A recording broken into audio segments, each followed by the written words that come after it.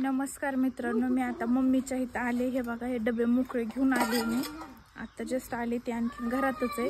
तर शिवांश गेलाय पळत पळत तिच्याकडं. तर मी आता आले कारण काल मम्मीने लाडू केले, तर तिखट शेव केली, तरी ती मला म्हणली सुद्धा नाही की ये म्हणून, खायला केलंय, खायला ये, असं काहीच म्हणली नाही ती. आणि माझी मावस बहीण आलेली, तर तिला खायला केलंय आणि मला ती म्हणली पण नाही आणि काहीच नाही, तिने मला बोलवलं बी नाही. तरी बी मी आज आले.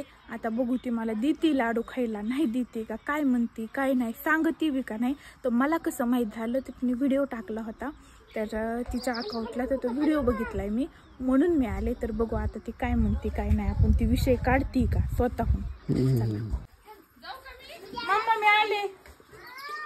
तू रोजच येतीस?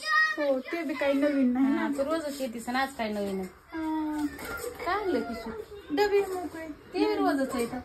हो, ते बी रोजच साचले होते 2-3 दिवसाचे. नवं काय आहे सांग? माझ्याकडे काही नवं नाही, पण म्हटलं हे तर काही नवं जुनं आहे का? इथं काय नवं जुनं आहे बाई. आम्ही राहतोच राहणार. 4 दिवस झालं लाईटीत फालतोय, मरणाचा पाऊस आहे, पाणी नाही, कुठून शिंदून आणावं तर हिरी नाहीत आता.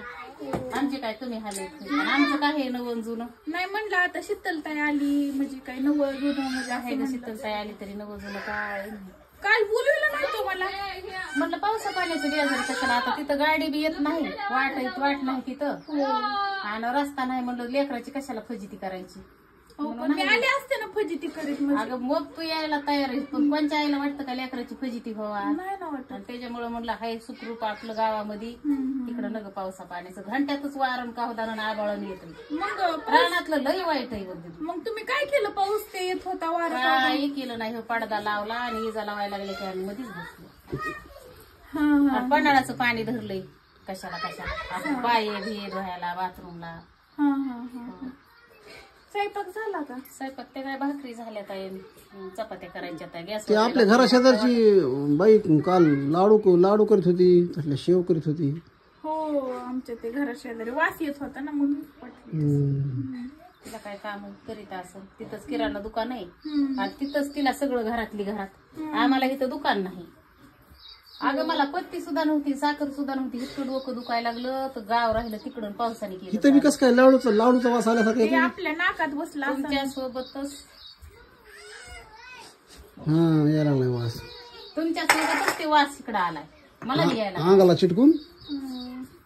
वडणी बिडणी उडून गेली काय त्यांची? ओढणीच उडून गेली वाटतं. तुमच्या सोबतच वास मला आता शिकी यायला लागला. म्हणजे तुम्ही म्हणल्यापासून नाही, आता तुला इथं लाईट नाही काही नाही, मग तू कशाचं काय म्हणजे तेच वास शेजारी. तिथालच तुझी वडणी भिंडी गेली असेल, त्यांच्या लेकरांनी बिकरांनी नेली असेल, तिचा वास यायला लागला मला. तू म्हणल्यापासून पुढे वास आला. मग आज काय हाय का नाही? चिकन मटन काय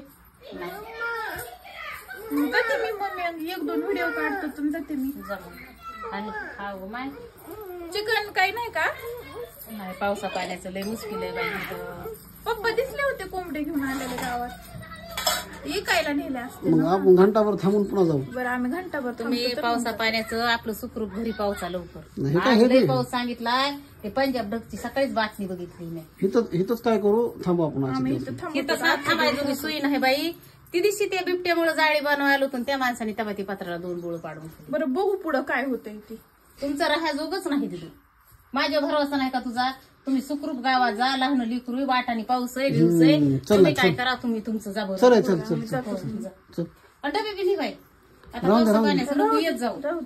या जा कशाला ह्याला